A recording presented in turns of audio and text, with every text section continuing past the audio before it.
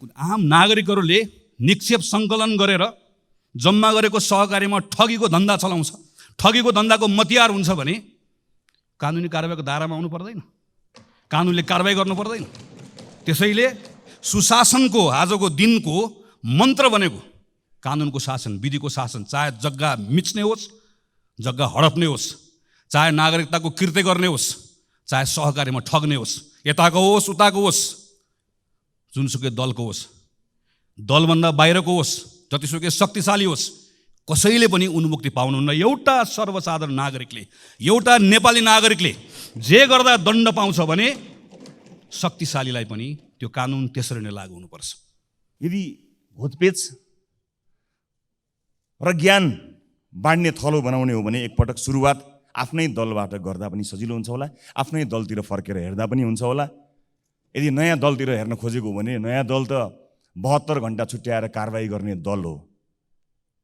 पुराना दलहरूले आफ्ना दलभित्र एकपटक निया चियाएर हेर्ने हो कि कुन सरकारको पालामा कुन क्षणमा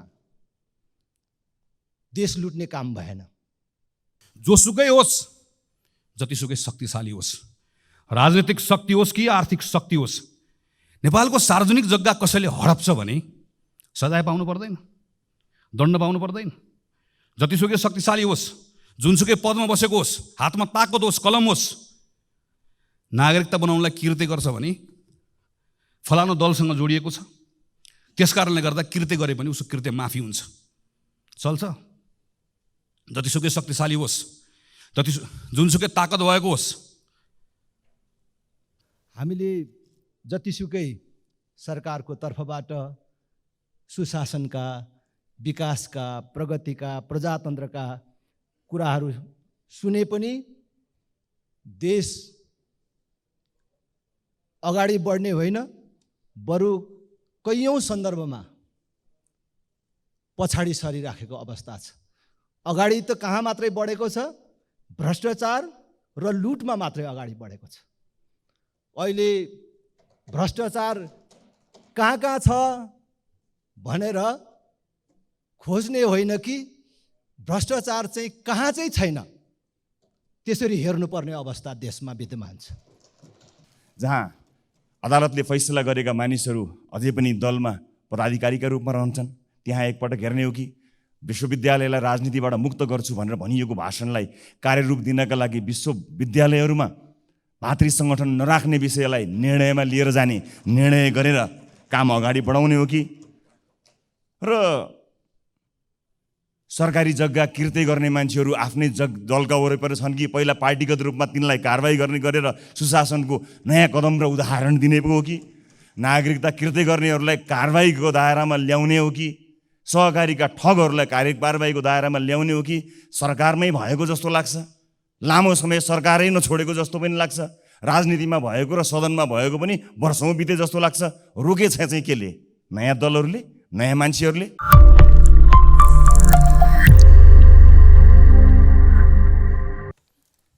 सम्माननीय सभामुख महोदय, सबैभन्दा पहिला गरिमामय संसदको महासचिव पदमा नियुक्त हुनुभएकोमा श्री पद्मप्रसाद पाण्डेज्यूलाई आफ्नो दलको तर्फबाट र आफ्नो तर्फबाट बधाई दिँदै सफल कार्यकालको शुभकामना अभिव्यक्त गर्न चाहन्छु।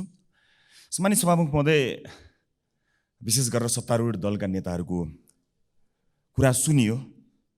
कुरा सुन्दा थाहा नभएको केही पनि पाइएन, सबै थाहा रहेछ। कहाँ व्यथिति भएको छ, कहाँ विसङ्गति भएको छ, कहाँ सुधार गर्नुपर्ने रहेछ, के गर्यो भने उपलब्धि हासिल गर्नुपर्ने रहेछ, सबै थाहा भएको रहेछ। मेरो प्रश्न, नगरेको चाहिँ किन? जब सबै थाहा रहेछ, इतिवृत्ति थाहा रहेछ भने नगरेको किन, रोकेको कसले? हामी नयाँ दलले कि नयाँ दलले यो कुरा रोकेको हो त? यदि नयाँ दलले रोकेको हो भने कहाँनिर रोक्यो त्यो पनि जानकारी पाउन पाए सजिलो हुन्थ्यो। त्यसैले म वर्षौँदेखि चलिआएको संसदलाई आरोप प्रत्यारोप, छेडखानी, घोच्ने पेच्ने ठाउँ बनाउनुभन्दा अलिक फरक ढङ्गले जाउँ भन्ने प्रस्तावसहित आज यहाँ उपस्थित हुन लागेको छु सभामुख महोदय। र यदि भूतपेच र ज्ञान बाँड्ने थलो बनाउने हो भने एकपटक सुरुवात आफ्नै दलबाट गर्दा पनि सजिलो हुन्छ होला, आफ्नै दलतिर फर्केर हेर्दा पनि हुन्छ होला। यदि नयाँ दलतिर हेर्न खोजेको हो भने नयाँ दल त 72 घण्टा छुट्याएर कारबाही गर्ने दल हो। पुराना दलहरूले आफ्ना दलभित्र एकपटक निया चियाएर हेर्ने हो कि जहाँ अदालतले फैसला गरेका मानिसहरू अझै पनि दलमा पदाधिकारीका रूपमा रहन्छन् त्यहाँ एकपटक हेर्ने हो कि विश्वविद्यालयलाई राजनीतिबाट मुक्त गर्छु भनेर भनिएको भाषणलाई कार्यरूप दिनका लागि विश्वविद्यालयहरूमा भातृ सङ्गठन नराख्ने विषयलाई निर्णयमा लिएर जाने निर्णय गरेर काम अगाडि बढाउने हो कि र सरकारी जग्गा किर्ते गर्ने मान्छेहरू आफ्नै दलका वरिपरि छन् कि पहिला पार्टीगत रूपमा तिनलाई कारबाही गरेर सुशासनको नयाँ कदम र उदाहरण दिने पो हो कि नागरिकता किर्ते गर्नेहरूलाई कारबाहीको दायरामा ल्याउने हो कि सहकारीका ठगहरूलाई कारबाहीको दायरामा ल्याउने हो कि सरकारमै भएको जस्तो लाग्छ। लामो समय सरकारै नछोडेको जस्तो पनि लाग्छ। राजनीतिमा भएको र सदनमा भएको पनि वर्षौँ बिते जस्तो लाग्छ। रोकेछ चाहिँ केले? नयाँ दलहरूले, नयाँ मान्छेहरूले। हामी तयार छौँ, खुला हृदय लिएर तयार छौँ। म यति कुरा बताउन चाहन्छु। यो त्यति मात्र होइन, सुरुवात गर्दा एकै कार्यकाल चुनाव हारेका मान्छेहरूलाई त्यसै कार्यकालमा फेरि अर्को बाटोबाट राष्ट्रिय सभामा लैजाने चिजको अगुवाई गरेको पनि देख्छु। अधिकार प्राप्त निकायले बयान लिनका लागि बोलाएको भन्ने सुन्छु। जानका लागि साधन नभएको भए सम्पर्क गर्दा पुर्याइदिन्थ्यौँ, त्यहाँ पनि नपुर्याएको पनि देख्छु। अनि सदनबाट सुशासनको कुरा, छेडखानीका कुराहरू अब नगरौँ। यो गरिरहँदा लामो श्रृङ्खला चल्छ, त्यस कारणले नगरौँ। मिडिया मेटेरियल बन्ने कि ल मेकर बन्ने, यहाँहरूको छुट। हामी ल मेकर बन्नका लागि उपस्थित भएका छौँ। 180 दिन सदन चल्दा अधिवेशनले एक मात्र चाहिँ यो विधेयक पास गर्यो र संविधान कार्यान्वयनका लागि तत्काल 40 भन्दा बढी कानुन आवश्यकता पर्दाखेरि पनि हामीले अस्तिबाट यो सुरुवात गरेका छौँ र दोस्रो अधिवेशनका केही कमी कमजोरीहरूलाई सच्याएर अब यो सदनलाई अलिकति उत्तरदायित्व सहित अगाडि बढाउने प्रतिबद्धताका साथ हामी आएको हुनाले यसपटक संसदले क्यालेन्डर लागू गरेको छ। क्यालेन्डरले विगतमा जस्तो कुनै लहरमा या कुनै कारणले संसद प्रभावित हुने प्रवृत्तिलाई पनि न्यूनीकरण गर्नेछ भन्ने मैले विश्वास लिएको छु र निर्धारित दिनको जिम्मेवारी त्यही दिन पुरा गर्नका लागि पनि बाध्य बनाउनेछ। र ढिलै भए पनि संसदले आफ्नो क्यालेन्डर बनाएकोमा निरन्तर वकालत गर्दै आएको हामी रासोपा खुसी छौँ। कम्तीमा पनि अलिकति क्रेडिट दिनुभए हुन्छ, नसिकाउनु होला, अलिकति नयाँबाट सिक्नु पनि होला। अब संसदलाई बिजनेस दिनका लागि सरकार असफल भएको कुरा यहाँ उठिसकेको छ, त्यस कारणले म त्यसमा धेरै जान्न, मेरो समय पनि कम छ। र त्यस्तो अवस्थामा सरकारले बिजनेस नदिँदाको अवस्थामा सांसदहरूले दर्ता गराएका सङ्कल्प र जरुरी सार्वजनिक महत्त्वका प्रस्ताव कार्यसूचीमै नचढाउने जुन प्रवृत्ति छ त्यसलाई चाहिँ नागरिकसँग प्रत्यक्ष जोडिने अनेकौँ यस्ता प्रस्ताव दर्तामै सीमित गराउने यो गलत अभ्यास, विशेष गरेर संसद चाहिँ जनप्रतिनिधिको एउटा सच्चा थलो भएको हुनाले त्यसमा अलिकति जोड दिनुपर्ने कुरामा सभामुख महोदयको ध्यान आकर्षण गर्न चाहन्छु। र संसदमा विभिन्न प्रतिनिधित्व गर्ने दलहरू र शीर्ष नेतृत्वको पनि ध्यान आकर्षण म गर्न चाहन्छु। त्यसै गरी बहुमतको बलमा विपक्षीले राखेका जनमैत्री संशोधन पनि फेल गराउने जुन प्रवृत्ति छ त्यसलाई पनि अन्त्य गर्न यसपालिको अधिवेशन सफल होस् भन्ने कामना गर्न चाहन्छु। र बहुमतले सरकार बनाउनु र कानुन बनाउनुको अन्तरमा हामी गम्भीर रूपमा समीक्षा गर्न सक्छौँ र त्यस्तो हुने प्रतिबद्धता व्यक्त गर्छौँ होला भन्ने आशा र अपेक्षा पनि म यहाँ अभिव्यक्त गर्न चाहन्छु। सभामुख महोदय, मैले धेरै कुरा गर्न खोजेको थिएँ तर समयको पाबन्दी छ। यो विशेष गरेर जब भ्रष्टाचारका फाइलहरू खुल्छन् त्यतिखेर र अन्य विभिन्न विषयमा चाहिँ ठुला दलका सर्वदलीय बैठकहरू बस्ने गरेको छन्। त्यस्ता सर्वदलीय बैठकहरू यदि साँच्चै नै संसदलाई काम गर्ने थलो बनाउने र अघि हामीले भने जस्तो छेडखानी घुमाएर सिधै भन्ने थलो भन्दा कानुन बनाउने थलो बनाउने हो भने एउटा सर्वदलीय बैठकको प्रस्ताव आज संसदको रोस्ट्रमबाट गर्न चाहन्छु। यो सर्वदलीय बैठक भ्रष्टाचारको फाइल खुल्दा हुने सर्वदलीय बैठक या कुनै एउटा नियुक्तिहरूका लागि गरिने, भागभण्डाका लागि गरिने सर्वदलीय बैठक नभएर एउटा यस्तो सर्वदलीय बैठक बसौँ सभामुख महोदय जहाँ त्यो बैठक बुढालिल कण्ठको आलिसान बैठक कोठामा होइन, खुमलटारको घरबेटीको घरमा पनि होइन, बालकोटको बारदलीमा पनि होइन र बालुवाटारको वातानुकूलित विलासी सरकारी बैठकमा होइन, दलित मुसहर बस्तीमा एउटा सर्वदलीय बैठक गरौँ जसमा 5 वटा महत्त्वपूर्ण विषय सर्वदलीय निर्णयबाट पास गरौँ र सदनमा आउँ भन्ने प्रस्ताव राख्न चाहन्छु। ती 5 वटा विषय: पहिलो, आर्थिक शिथिलता र आम नैराश्यता र युवा पलायनका लागि युवा केन्द्रित प्रोजेक्ट होप नामक अभियान सुरु गरौँ, जसमा मौद्रिक र वित्तीय नीतिका आधारमा समझदारी कायम गरौँ, अर्थात् कर्जाको स्वरूप र विस्तारबारे, करका दर र कर छलीको प्रकोप रोक्नबारे, आन्तरिक र बाह्य लगानी प्रवर्धन गर्ने बारे, नयाँ संरचनात्मक सुधारहरूबारे साझा मत बनाउन सकिन्छ कि सकिँदैन यसबारे सर्वदलीय बैठक गरौँ। सहकारी र लघु वित्त संस्थाहरूको कडा नियमन र पीडितहरूको रकम फिर्ता गर्न, सम्पत्ति रोक्का र जफत प्रक्रिया तुरुन्तै सुरु गर्न, कानुनी र प्रशासकीय तदारुकता देखाउन सक्छौँ कि सक्दैनौँ त्यही बैठकबाट पारित गरौँ र सदनमा लिएर आउँ। सर्वदलीय त्यस्तो बैठक गरौँ। मेरो दोस्रो मुद्दा सुशासन र भ्रष्टाचार नियन्त्रणका लागि 2048 सालपछि नेपाल सरकारलाई प्राप्त सबै जनप्रतिनिधिको सम्पत्ति विवरण सार्वजनिक गरौँ। प्रेसले हेरोस्, जनताले बुझुन् अनि सम्बन्धित निकायले छानबिन गरून्। यस्तो अभूतपूर्व पारदर्शिता देखाउन सकियो भने मात्रै सुशासन हाम्रो अभिव्यक्ति होइन, साँच्चै नै विश्वसनीयता बन्न सक्छ। यो दोस्रो बुदामा सर्वदलीय बैठक गरौँ। तेस्रो बुदा रुग्ण भौतिक आयोजनाको व्यवस्थापन गरौँ। ढिलासुस्ती र भ्रष्टाचारको मुहान बनाइएका देशैभरि अलपत्र रहेका ठुला आयोजनामाथि अब हस्तक्षेप गरौँ। 2075 सालमै ल्याइएको द्रुततर निर्माण तथा विकास सम्बन्धी विधेयक पास गरौँ। सर्वदलीय बैठकमा मेरो एउटा प्रस्ताव छ। मेरो चौथो प्रस्ताव छ सर्वदलीय बैठकका लागि शिक्षा, स्वास्थ्य र सामाजिक सुरक्षाका सङ्कट समाधान गर्नको निमित्त। सिप र सिकाइको सङ्कट छ, स्वास्थ्य बिमाको अपर्याप्तता छ, कुपोषणको महामारी छ र धान्न नसकिने सामाजिक सुरक्षाको मोडलबारे शीर्ष नेताहरूले कहिल्यै छलफल भएको देखिएको छैन। हामीले सुरु गरेका छौँ यस्तो नीति मन्थन र यो श्रृङ्खलामा सहभागी हुने प्रस्ताव, म सर्वदलीय प्रस्ताव यहाँ राख्न चाहन्छु, जहाँ विश्वविद्यालयको कुलपति प्रधानमन्त्री होइन, मेरिट बेसमा क्षमतावान मान्छे आउने कुराको सुनिश्चितता गरौँ। परराष्ट्र मामिला सम्बन्धी विषयमा एउटा प्रस्ताव राख्न चाहन्छु सभामुख महोदय। यसमा के सत्ता पक्ष के विपक्ष, सत्ता टिकाउन कुनै शक्ति राष्ट्रको अवाञ्छित सद्भाव खोज्ने लिगलेगे दौड छोडी भारत, चीन, युरोपेली सङ्घ, अमेरिका जस्ता राष्ट्रहरूलाई कसरी हेर्ने, ऋण र अनुदानका कस्ता शर्त स्वीकार्ने, साझा ग्लोबल मुद्दामा हाम्रो अडान कस्तो हुन्छ भन्ने बारे एकरूपता कायम गरौँ। जलवायु परिवर्तन, क्षेत्रीय कनेक्टिभिटी, अधिकतम विकसित राष्ट्रहरूको दर्जाबाट स्तरोन्नति हुँदै गर्दाको सङ्क्रमणकालीन सहजता, सहुलियतपूर्ण वित्त बजार, प्रविधि हस्तान्तरण जस्ता विषयमा केन्द्रित आर्थिक कूटनीतिमा क्षमता वृद्धि गर्ने विषयमा बैठकमा एकरूपता कायम गरौँ भन्ने कुराको प्रस्ताव राख्न चाहन्छु सभामुख महोदय।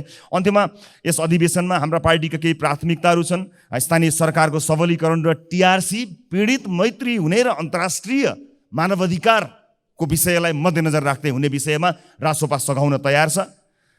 त्यसै गरी सर्वव्यापी कुशासन र दण्डहीनता विरुद्ध हामी यसपटक सदनमा आवाज उठाउँछौँ। आर्थिक पुनरुत्थान तथा युवा उद्यमशीलतामा केन्द्रित नीतिगत रूपमा हामी यसपटक पहल गर्नेछौँ। सर्वाङ्गीण विकास, सामाजिक विकास, शिक्षा, स्वास्थ्य जस्ता विषयमा कुराकानी गर्नेछौँ। सभामुख महोदय, मलाई 1 मिनटको समय पाऊँ, म एउटा कुरा सकिहाल्छु। सम्मानीय सभामुख महोदय,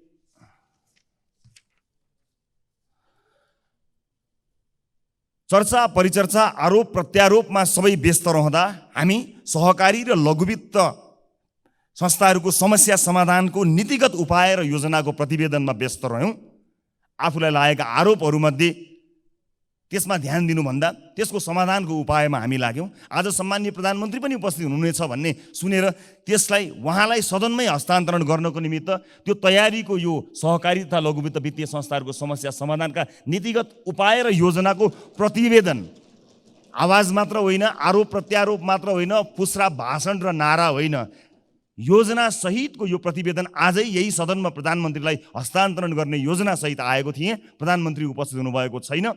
यसबाट पीडितहरूलाई राहत दिलाउनको निमित्त के गर्न सकिन्छ भन्ने कुरोको योजना गर्न सक्ने सम्पूर्ण कुराहरू राखिएको छ। सरकार यदि रासोपाको मद्दत चाहन्छ भने एक गर्दै पीडितहरूलाई राहत दिने विषयमा काम गर्नका लागि एक जिम्मेवार राजनीतिक दलका रूपमा हामी सक्षम छौँ, सबल छौँ, त्यो जिम्मेवारी प्राप्त गर्ने ल्याकत राख्दछौँ भन्ने कुरा सम्मानित सदनलाई स्पष्ट पार्दै अब प्रधानमन्त्रीज्यूलाई छुट्टै समय लिएर यो प्रतिवेदन बुझाउने कुरा सम्मानित सदनलाई जानकारी गराउँदै आफ्नो समय पनि समाप्त भएको र समयका लागि सम्मान्य सभामुखज्यूलाई धन्यवाद दिँदै बिदा चाहन्छु। नमस्कार।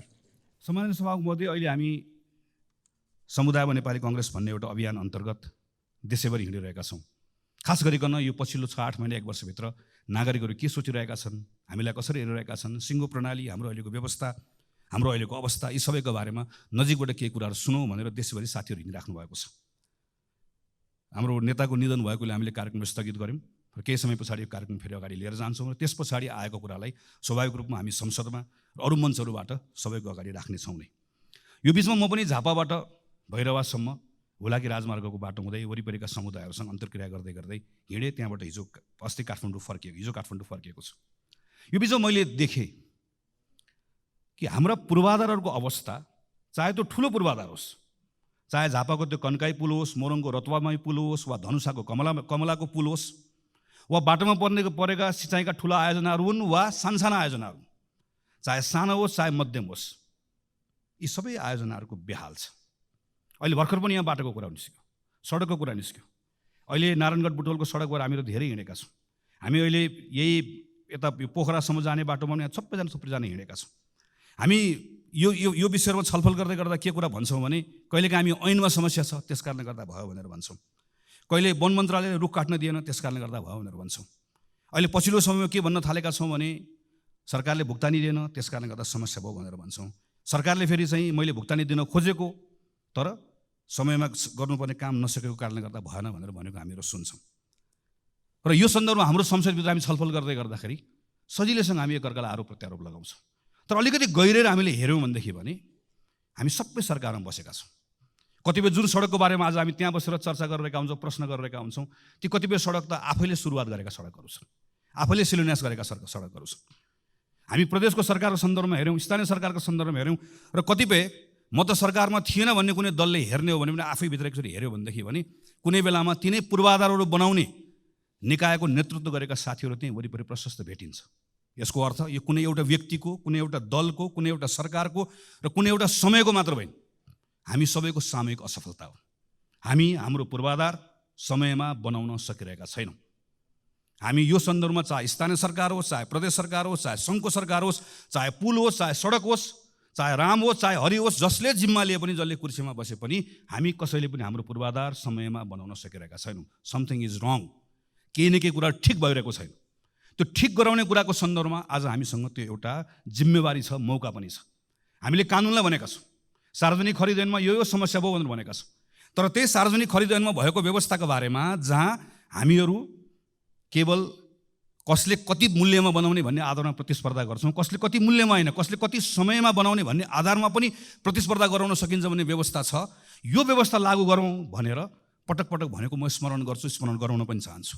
यस्ता कतिपय कानुनको व्यवस्थाहरू भएर पनि प्रयोग गरेका छन्। कानुनमा समस्या छ भने कानुन बदल्न सक्ने ताकत यो संसदसँग छ, किनकि हामी सबैले यो मार खेपिरहेका छौँ। अभ्यासमा समस्या छ भने अभ्यास बदल्ने पनि हामीसँग त्यो शक्ति बोकेर बसेका छौँ। यो कुनै रकेट साइन्सको कुरा होइन। हाम्रै साथीहरू नेपालभन्दा बाहिर गएर जिम्मेवारी लिएर जाँदै गर्दा पूर्वाधार समयमा बनेको छ। हाम्रै कामदारले गरेका छन्। हामी जसलाई ठेकेदार भनेर भन्छौँ त्यो पनि एउटा व्यवसाय हो, त्यो पनि एउटा जिम्मेवारी हो।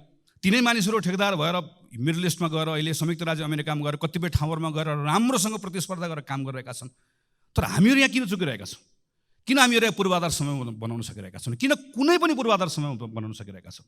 किन कुनै पनि सरकारले, जोसुकै प्रधानमन्त्री होस्, जोसुकै मन्त्री होस्, किन बनिरहेको छैन? यो संसदले यो पटक यसका बारेमा राम्रोसँग छलफल गर्नुपर्नेछ।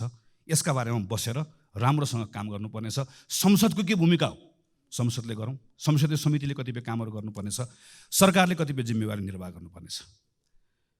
यस्ता सानसाना कामहरू किन गर्नुपर्ने छ भने यी साना साना कामहरूबाट जुन नागरिकहरूले केही परिवर्तन भएको महसुस गर्छन् त्यसले आजको दिनमा टुटेको भरोसालाई फेरि जागृत गराउन सक्दछ। म अहिले 12-13 दिन घुमेर आइसकेपछि त्योभन्दा पहिला पनि हिँडिरहेको थिएँ। म डराएको छैन, तर कता कता कहीँ न कहीँ मनभित्र एउटा ठुलो चिन्ता केमा लागेको छ भने एउटा भरोसा गुम्दै गएको छ। राम्रोसँग बसेर कुराकानी गऱ्यो भने राजनीतिक अधिकार पाएको कुरामा, आर्थिक सामाजिक सांस्कृतिक अधिकार पाएको कुरामा नागरिकहरूले ठुलो गौरव गरेका छन्। उनीहरू गर्छन्। उनीहरू यो मानेमा हाम्रो नेतृत्वप्रति, उनीहरूको ठुलो नेतृत्वप्रति उनीहरूको ठुलो सम्मान पनि छ, राजनीतिक दलप्रति सम्मान पनि छ। हिजोको अवस्थासँग तुलना गर्दै गर्दा हिजो विद्यालय पढ्न नपाएको मान्छे 8 कक्षा पढ्न पाउँदै गर्दा स्वाभाविक रूपमा खुसी छ। तर के कुराले चिन्तित छ, के कुराले आक्रोशित छ भने 8 कक्षा एउटै कक्षामा पढ्न थालेको धेरै भयो। 8बाट 9 जान चाहन्छ, 9बाट 10 जान चाहन्छ, त्योभन्दा माथि बढ्न चाहन्छ। तर अड्केको कुराले गर्दा आक्रोशित छ, कहीँ न कहीँ भरोसा गुमाएको छ। राजनीतिक दलहरूप्रति मात्र होइन, अहिले पछिल्लो समयमा मैले घुम्दै गर्दा मैले देखेको कुरा, अड्डा, अदालत, प्रहरी, प्रशासन, दल, ब्याङ्क, वित्तीय संस्था, हामीसँग जे जति कुराहरू छन् जसलाई हामी संस्था पनि भन्छौँ। स्टेट भनेको केवल पार्लियामेन्ट, अदालतहरू मात्र होइन, सबै कुराहरू सबैसँग एउटा खालको विश्वास, जुन विश्वास घुम्दै घुम्दै गएको अवस्था छ, यो डरलाग्दो छ। यो विश्वासलाई हामीले पुनर्स्थापित गर्नै पर्छ। यो हामी सबैको जिम्मेवारी हो। यो विश्वास पुनर्जागृत गर्न सकिएन, भरोसा फेरि स्थापित गर्न सकेन भने हामी सबैले गुमाउने अवस्था आउँछ। यसका निम्ति फेरि पनि सबभन्दा बढी काम गर्नुपर्ने, सबभन्दा बढी जिम्मेवारी लिनुपर्ने सरकार सञ्चालन गर्नेले नै हो। सरकार सञ्चालन गर्ने कुरामा फेरि पनि सरकारको नेतृत्व गर्नेले नै हो। मैले यो संसदमा पटक पटक उभिएर त्यस कारणले भनेको छु र फेरि पनि त्यो कुरा दोहोऱ्याउन चाहन्छु। प्रधानमन्त्री नै हो, प्रधानमन्त्री लिडर हो, प्रधानमन्त्री क्याप्टेन हो।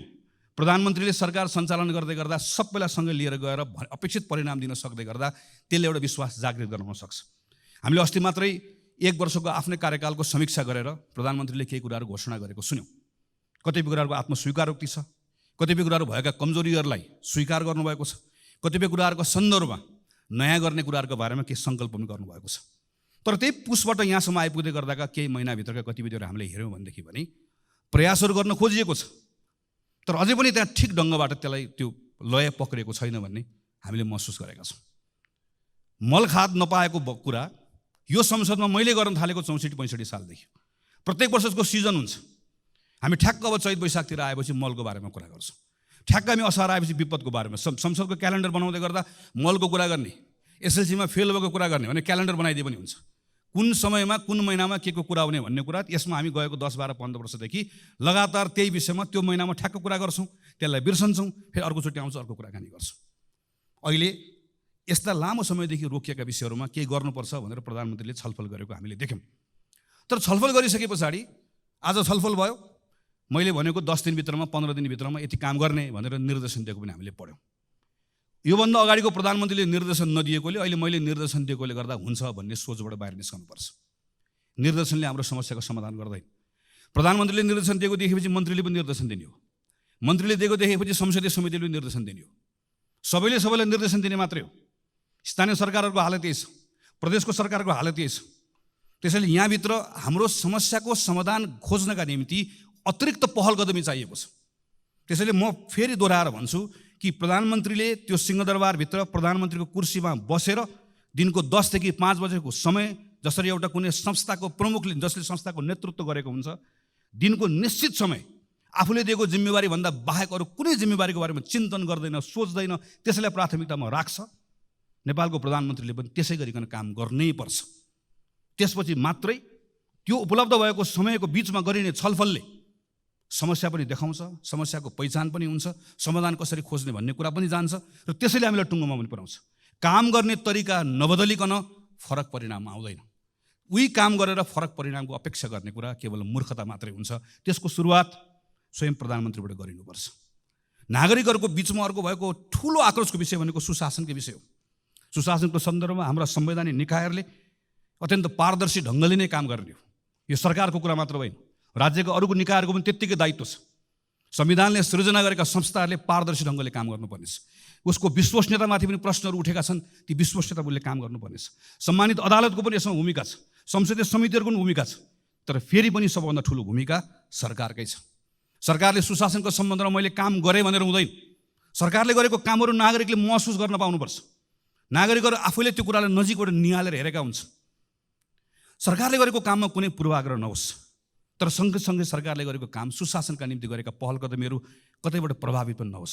प्रहरी, प्रशासन, अड्डा लगायतका कुराहरू कुनै खालका लोक रिझाइका निम्ति, कुनै स्टन्टबाजी गर्नका निम्ति, कुनै पत्र पत्रिकाको हेडलाइनमा आउनका निम्ति उसले कुनै पनि निर्णयहरू नगरोस् भन्ने कुराको स्वाभाविक रूपमा अपेक्षाहरू रहन्छ।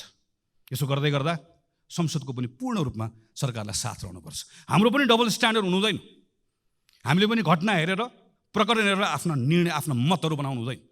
जोसुकै होस्, जतिसुकै शक्तिशाली होस्, राजनीतिक शक्ति होस् कि आर्थिक शक्ति होस्, नेपालको सार्वजनिक जग्गा कसैले हडप्छ भने सजाय पाउनु पर्दैन, दण्ड पाउनु पर्दैन। जतिसुकै शक्तिशाली होस्, जुनसुकै पदमा बसेको होस्, हातमा ताकत होस्, कलम होस्, नागरिकता बनाउनलाई कृत्य गर्छ भने फलानु दलसँग जोडिएको छ, त्यस कारणले गर्दा कृत्य गरे पनि उसको कृत्य माफी हुन्छ, चल्छ। जतिसुकै शक्तिशाली होस्, जुनसुकै ताकत भएको होस्, आम नागरिकहरूले निक्षेप सङ्कलन गरेर जम्मा गरेको सहकारीमा ठगीको धन्दा चलाउँछ, ठगीको धन्दाको मतियार हुन्छ भने कानुनी कारबाहीको दायरामा आउनु पर्दैन। कानुनले कारबाही गर्नु पर्दैन। त्यसैले सुशासनको आजको दिनको मन्त्र बनेको कानुनको शासन, विधिको शासन, चाहे जग्गा मिच्ने होस्, जग्गा हडप्ने होस्, चाहे नागरिकताको कृत्य गर्ने होस्, चाहे सहकारीमा ठग्ने होस्, यताको होस् उताको होस्, जुनसुकै दलको होस्, दलभन्दा बाहिरको होस्, जतिसुकै शक्तिशाली होस्, कसैले पनि उन्मुक्ति पाउनुहुन्न। एउटा सर्वसाधारण नागरिकले, एउटा नेपाली नागरिकले जे गर्दा दण्ड पाउँछ भने शक्तिशालीलाई पनि त्यो कानुन त्यसरी नै लागू हुनुपर्छ।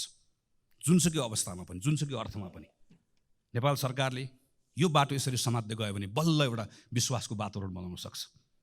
अनि सँगसँगै राज्य भएको उपस्थितिको भरोसा दिलाउने कुरा, सुशासन सँगसँगै राज्यको उपस्थिति दिलाउने कुरा, केही विशिष्ट प्रकरणहरूका सन्दर्भमा मेरो राज्यले, मेरो सरकारले के गरिरहेको छ नागरिकले हेरिरहेको हुन्छ। हामी यो संसदमाबाट सुन्न चाहन्छौँ सम्माननीय प्रधानमन्त्रीकै मुखबाट जाजरकोट रुकुममा भूकम्प पीडितहरूको अहिले अवस्था के छ भन्ने कुरा पत्र पत्रिकामा आउन छोडे भनेर तिनका बारेमा हामीले सोच्न छोड्यौँ, हामीले छलफल गर्न छाड्यौँ। राज्यले त्यसका बारेको संवेदनशीलता गुमायो भने राज्य हुनुको अर्थ हुँदैन। हामी विपिन जोशीका बारेको कुरा यहाँ बसेर थाहा पाउन चाहन्छौँ। हामी यो बेलामा रुसमा अलपत्र परेका नेपाली युवाहरू फर्काउनका निम्ति सरकारले गरेको प्रयास अपुग भयो, अपर्याप्त भयो। त्यसका निम्ति थप काम गर्नुपर्छ। ती जसरी लगेका हुन् त्यो लानेहरू एउटा एउटा ठगलाई छाड्नु पनि हुन्न, एउटा एउटाले दण्ड पनि पाउनुपर्छ, तर तिनका निम्ति सम्पूर्ण प्रयास लाउनुपर्छ। एउटा एउटा आमाको आँखामा बगेको आँसु पुस्नका निम्ति राज्यले सम्पूर्ण ताकत लगाउनुपर्छ। अनि बल्ल राज्य भएको अनुभूति हुन्छ। सडक दुर्घटनामा मरेका मानिसहरूका बारेमा मर्छ, रिपोर्ट बन्छ। सहकारीबाट ठगिएका मानिसहरूका बारेमा रिपोर्ट बन्छ। ती सबै रिपोर्टहरू दराजमा गएर थन्किएर बसेका छन्। हामी हेर्न चाहन्छौँ यो अधिवेशनको दौरानमा सरकारले गरेको काम। अनि सरकारका मन्त्रीहरूले यहाँ उभिएर मैले यो रिपोर्ट पढेर यसको आधारमा यो 5वटा काम गरेँ भनेर त्यहाँ उभिएर हामी प्रश्न गर्न चाहन्छौँ, त्यहाँ उभिएर हामी सुझाव दिन चाहन्छौँ, त्यहाँ उभिएर परिणाम आएको हेर्न चाहन्छौँ। हामी सरकारलाई मद्दत गर्न चाहन्छौँ। किनकि आजको दिनको सरकारको कुरा मात्र होइन, सरकारमा बसेको कारणले गर्दा मात्र होइन। हामी यो बेलामा यतिखेर सानसाना कुराहरूको परिणामबाट नागरिकहरू खुसी भएको हेर्न चाहन्छौँ। झापादेखि यहाँसम्म आइपुग्दै गर्दा कतै जङ्गली हात्तीको कुरा छ, जसरी पहाडमा बस्ने साथीहरूले सधैँभरि बाँदरको कुरा गर्नुहुन्छ। माडीको किसानहरूले रातिको समयमा निकुञ्जभित्र गाडी कुद्ने व्यवस्था गर्नुहोस्। ठुरीको मानिसहरूले सामान्य मेरो त्यहाँभित्रको मेरो भन्सारको त्यहाँको स्तरोन्नति गरिदियो। काहीँ दुधको किसानको कुरा छ, काहीँ केराको किसानको कुरा छ। मैले खालि यति मात्र भन्न खोजेको, यति साना साना कुराहरू छन् र यति डुएबल छन्, गर्न सकिने कुराहरू छन्। बसेर प्रधानमन्त्रीले, मन्त्रीले एक ठाउँ बसेर यो कुरा गरौँ भनेर भन्दै गर्दा गर्न नसकिने कुराहरू छैनन्, असम्भव कुराहरू छैनन्, सम्भव कुराहरू छन्। स्रोत साधनले भ्याउने कुरा छ, नियम कानुनले दिएको कुरा छ, केवल इच्छा शक्ति चाहिएको छ। यी सानसाना कुराहरूबाट अहिले मैले शिक्षाको कुरा गरेँ, स्वास्थ्यको कुरा गरेँ। अब यही 5-6 महिना 6-7 महिनामा अहिले निराश भएको नागरिकले मेरो विद्यालयमा अलिकति सुधार देख्यो, विश्वविद्यालयको नियुक्ति सही ढङ्गले भएको देख्यो, ठगहरूलाई थुनिएको देख्यो, यता पूर्वाधारको कुरामा थोरै सुधार भएको देख्यो, सानसाना कुराहरू मात्र देख्यो भने त्यही नागरिकले फेरि राम्रो हुँदै गयो, राम्रो हुँदै जान थालेको छ, हिजोभन्दा आज राम्रो भयो भनेर भरोसा त्यहीँबाट जाग्न थाल्छ, त्यहीँबाट एउटा स्थिति बन्न थाल्छ। यसमा हामीले ध्यान दिनुपर्नेछ। र यसपछिको सबभन्दा महत्त्वपूर्ण विषय भनेको हाम्रो अर्थतन्त्रको विषय हो। राष्ट्र ब्याङ्कले हिजो मात्रै चालु आर्थिक वर्षको 6 महिनाको अहिलेको आर्थिक अवस्थाको प्रतिवेदन सार्वजनिक गरेको छ। हाम्रो रेमिटेन्स, हाम्रो पर्यटकहरूको आगमन, हामीले अहिले प्राप्त गरेको ऋण, हाम्रो ग्रान्ट, फरेन डिरेक्ट इन्भेस्टमेन्ट, सबभन्दा ठुलो कुरा हाम्रो फरेन करेन्सीको रिजर्भ, सबैमा अत्यन्त सन्तोषजनक स्थिति देखिएको तथ्याङ्कले देखाउँछ। 6 महिनामा करिब 7 खरब 32 अरब रुपियाँ, 33 अरब रुपियाँ रेमिटेन्सबाट आएको छ। म त्यो खाडीमा, मलेसियामा, भारतमा, अरू देशहरूमा गएर काम गरेर दुःख गरेर नेपाल पठाएर आजको यो अप्ठ्यारोमा नेपाल चलाइराख्नुभएका, नेपाल चलाउनका निम्ति खास नेपाल चलाउने ती तमाम गएका साथीहरूलाई हामीले कहिले पलायन भयो भनिदिएका छौँ, कहिले भाष्यो भनिदिएका छौँ। म यो संसदको रोस्टरमा उभिएर तीप्रति सम्मान प्रकट गर्न चाहन्छु। तिनले पठाएको, तिनको मेहनतको कारणले गर्दा आज हाम्रो त्यो इकोनोमी चलेको छ। तर सरकार यो आँकडा हेरेर मात्रै मख परेर बस्यो भने चाहिँ हामीहरू डुब्छौँ। किनकि यही बेलामा आँकडाको अर्को पक्ष पनि छ। ब्याङ्कसँग अहिले कहिले नभएको पैसा छ, त्यति पैसा थुप्रिएको छ, तर कर्जा लगानी नै हुँदैन।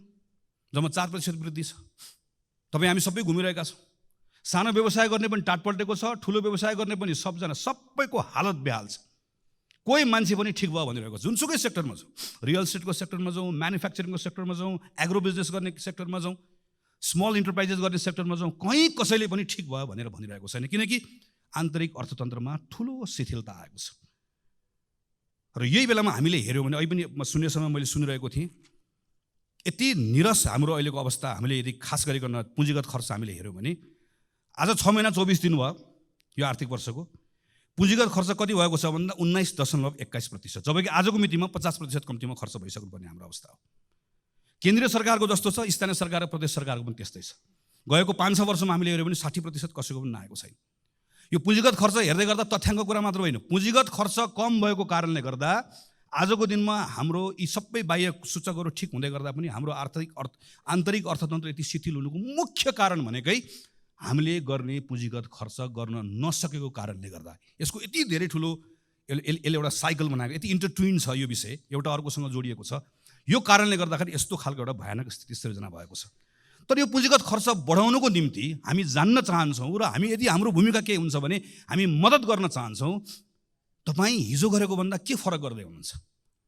हाम्रो प्रधानमन्त्री कार्यालय, हाम्रो अर्थ मन्त्रालय, हाम्रो अरू मन्त्रालयहरू, समग्रमा सरकार हिजो गरेको भन्दा के फरक गर्दैछ, के नयाँ ढङ्गले गर्दैछ, जसको आधारमा हामी विश्वास गर्न सक्छौँ कि अब पुँजीगत खर्च हिजोको भन्दा फरक हुन्छ। हामी त नयाँ बजेटको बारेमा छलफल गर्न थाल्यौँ, गर्ने पनि पर्नेछ, हामीले भनेको टाइममा गरौँ भनेर। तर नयाँ बजेटको छलफलको कुराको अर्थ के? पुरानो बजेटको बारेमा हामी सक्यो।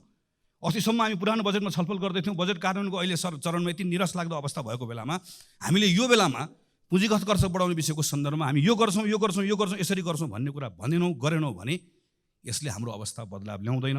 हामी चाहन्छौँ सरकारले यसका बारेमा प्रयासहरू गरोस्, गरि पनि रहेको छ।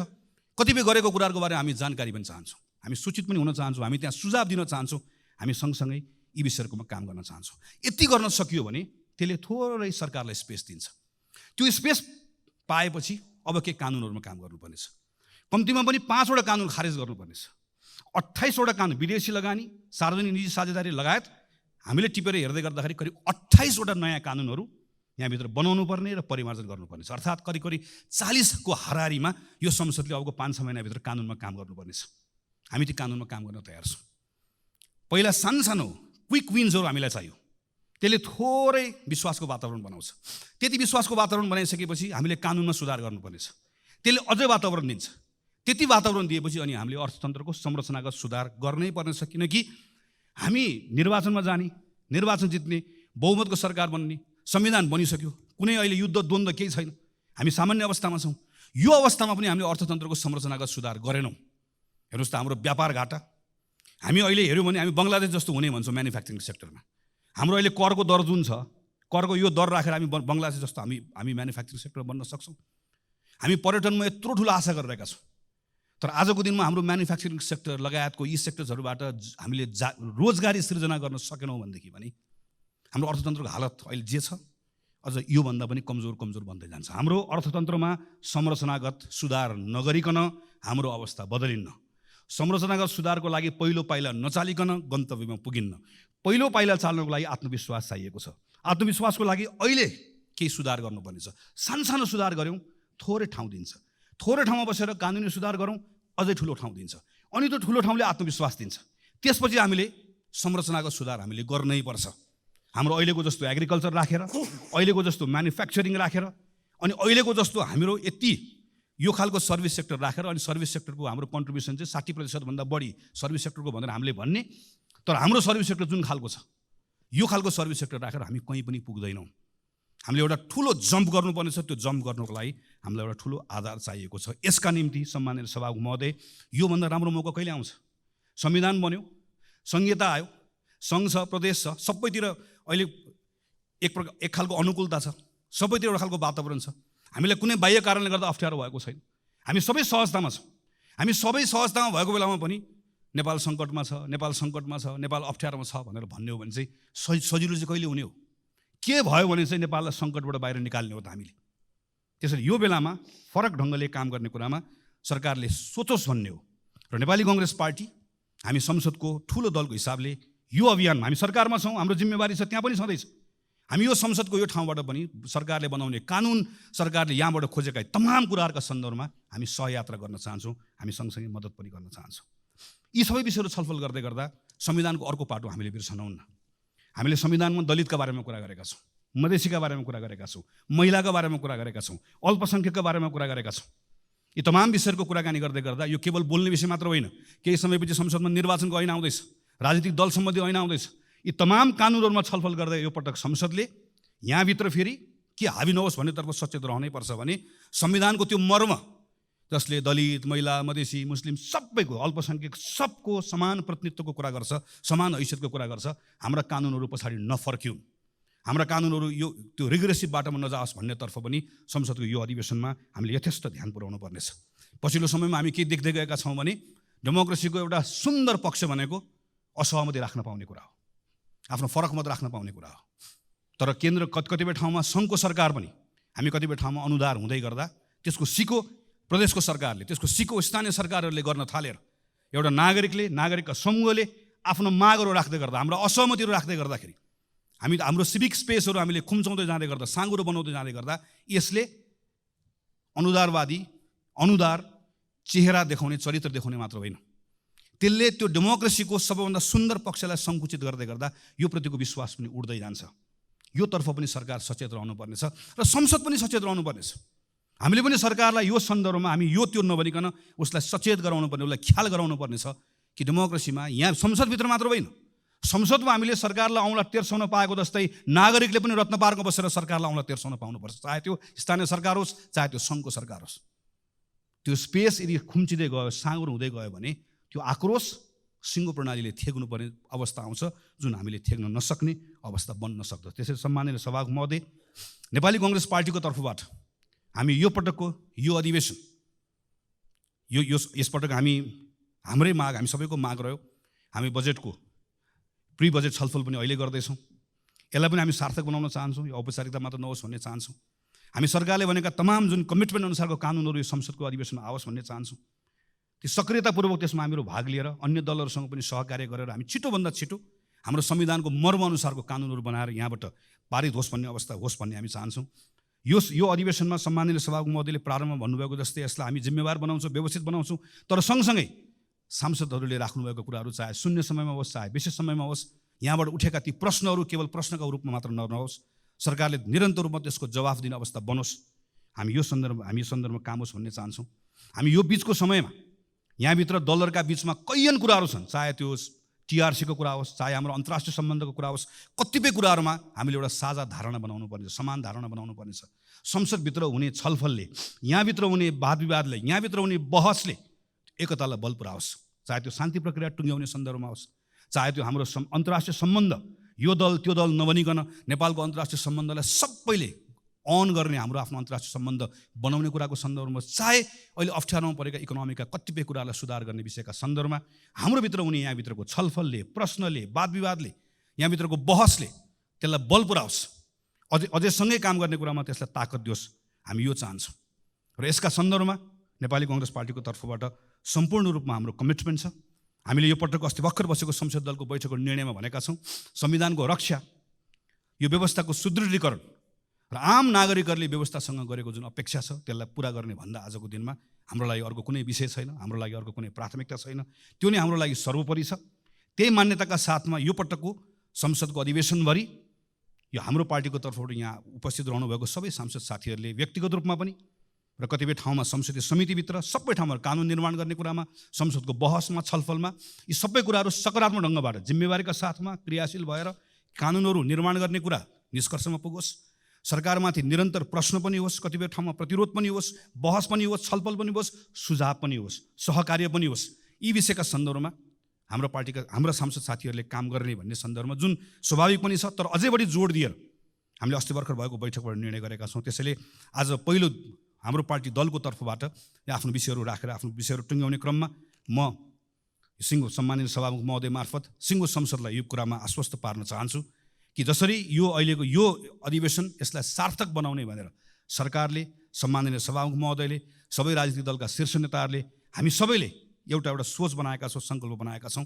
यो सङ्कल्पलाई पुरा गर्ने साथमा हामी नेपाली कङ्ग्रेस पार्टीको तर्फबाट 100% हाम्रो यसमा संलग्नता रहन्छ, 100% हाम्रो सक्रियता रहन्छ र हामी अन्य दलहरूसँग, संसदभित्र रहनुभएका तमाम अरू सबै दलहरूसँग कानुन निर्माण गर्ने कुरा, सुशासनका कुरा, भ्रष्टाचार अन्त्य गर्ने कुरा र हाम्रो अर्थतन्त्रलाई चलायमान बनाउने कुरा र संविधानलाई कार्यान्वयन गर्ने कुरा, खास गरिकन संहिताको कार्यान्वयन गर्ने कुरा, सुशासनको कुरा लगायतका तमाम विषयहरूका सन्दर्भमा हामी सहकार्य पनि गर्न चाहन्छौँ। त्यो सहकार्य गर्ने विषयको सन्दर्भ पनि हामीहरू खुला छौँ र हामी किन पनि यो ठान्दछौँ भने आजको यो घडी अहिले यो बेलाको समय यत्रो सफलता प्राप्त गरिसकेपछि यही संविधान सभामा पहिलो संविधान सभा त्यसका दृश्यहरू याद छ, दोस्रो संविधान सभा त्यसको दृश्यहरू याद छ। त्यति अप्ठ्यारो समयहरू हामीले पार गरेर आयौँ। आज त धेरै सहजता छ, धेरै अनुकूलता छ। तर यो सहजता र अनुकूलताको बिचमा पनि एक प्रकारले सम्माननीय सभामुख महोदय राजनीतिक दलहरूको अग्नि परीक्षाको जस्तो समय छ। तर यो दलको मात्र अग्नि परीक्षा होइन, सिङ्गो लोकतान्त्रिक प्रणालीको अग्नि परीक्षा जस्तो छ। लोकतान्त्रिक प्रणालीको मात्र होइन, हाम्रो समय नै एक प्रकारले अग्नि परीक्षामा गएको जस्तो भएको छ। किन? हामी अहिले चुक्यौँ भने त्यसबाट जे क्षति हुन्छ त्यो क्षतिको पूर्ति सानो समयले गर्न सकिन्न, सानो स्रोतले गर्न सकिन्न। हामीसँग चुक्ने सुविधा छैन। हामीले यो पटक हामी सबैले आफ्नो ठाउँबाट आफ्नो भूमिका निर्वाह गऱ्यौँ भने हामी त्यो चुकाइमा पर्दैनौँ। त्यसका निम्ति संसदको अधिवेशन सार्थक होस्, हामी हाम्रो ठाउँबाट आफ्नो जिम्मेवारी निर्वाह गर्छौँ। हामी सबै आफ्नो जिम्मेवारी निर्वाह गर्ने कुरामा त्यही बाटोमा अगाडि बढौँ भन्ने हाम्रो शुभेच्छा राख्दै, शुभकामना राख्दै मेरो आफ्नो कुरा टुङ्ग्याउँछु। धन्यवाद, नमस्कार, जय नेपाल। सम्माननीय सभामुख महोदय, महासचिवजीलाई बधाई तथा कार्यकाल सफलताको शुभकामना व्यक्त गर्न चाहन्छु राष्ट्रिय प्रजातन्त्र पार्टीको तर्फबाट। अहिले सभामुख महोदय, देश एउटा टक्क अडिएको जस्तो अवस्थामा छ। हामीले जतिसुकै सरकारको तर्फबाट सुशासनका, विकासका, प्रगतिका, प्रजातन्त्रका कुराहरू सुने पनि देश अगाडि बढ्ने होइन, बरु कैयौँ सन्दर्भमा पछाडि सरिराखेको अवस्था छ।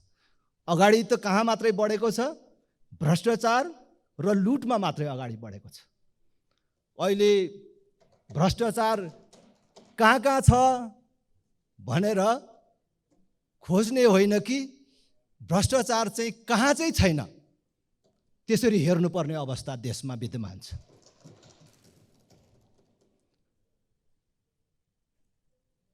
सरकार ठुल्ठुला प्रगतिको कुरा गर्छ, सुशासनको कुरा गर्छ, तर अहिले यही सरकार र विगतमा समेत खास गरी हामीले देशमा राजनीतिक परिवर्तनको नाममा, गणतन्त्रको नाममा जुन अहिले अभ्यास गरिराखेका छौँ, यो अभ्यासका यी वर्षहरूमा कुन सरकारको पालामा, कुन क्षणमा देश लुट्ने काम भएन? अहिले हामीले सधैँ सुन्ने गरेको चाहिँ एनसिएल भन्यो भने एनसिएल नेपालको सबभन्दा ठुलो करदाता संस्था हुनुपर्ने, तर त्यसमा कसले लाभ लिएको छैन, त्यसलाई कसले प्रयोग गरेको छैन। अहिले टेरामक्स भनेर जो हामीले सुनिराखेका छौँ, टेरामक्स भनेको के हो? टेरामक्स एउटा प्रविधि भित्र्याउने, जुन प्रविधिले गर्ने थुप्रै कामहरू छन्। मलाई जुन समय छ त्यो सबै मैले यहाँ भन्ने मौका पाउँदिनँ, तर हामी सबैले र आम जनताले बुझ्नुपर्ने कुरा के हो भन्दाखेरि अहिले दूरसञ्चार सम्बन्धी सेवा प्रदायक संस्थाहरूले हामीलाई जुन सेवा दिन्छु भनेको छ त्यो गुणस्तरको सेवा दिएको छ कि छैन, र हामीले जुन सेवा प्राप्त गर्यौँ भनेर रकम तिर्छौँ त्यो बराबरको सेवा प्राप्त गरेको छौँ कि छैनौँ, र अरू कल बाइपासका कुराहरू पनि छन्। यो सम्पूर्ण हेर्ने प्रविधि हो त्यो टेरामक्स भनेको, जुन आज एनसिएलले, एनटिसीले हामीलाई ग्राहकलाई जे सेवा दिने भनेको छ त्यो दिएको छ कि छैन, हामीले जुन समय प्रयोग गरेको छौँ ठ्याक्कै त्यही अनुसारको पैसा काटेको छ कि बेसी पैसा काटेको छ भन्ने कुरा थाहा पाउने यन्त्र हो त्यो। तर त्यो ल्याउने क्रममै भ्रष्टाचार भयो, त्यो प्रविधि भित्र्याउनमै भ्रष्टाचार भयो भनेर कैयौँ वर्षदेखि त्यो प्रविधि भित्र्याउनबाट रोक लगाइएको छ। यसबाट ल्याउने काममा पनि खाने अनि त्यो ल्याउन रोके बापत पनि खाने। ओहो, योभन्दा अर्को लुटतन्त्र के हुन सक्छ? तपाईँ 4 वर्षदेखि मुद्दा छिनोफानो नगर्ने,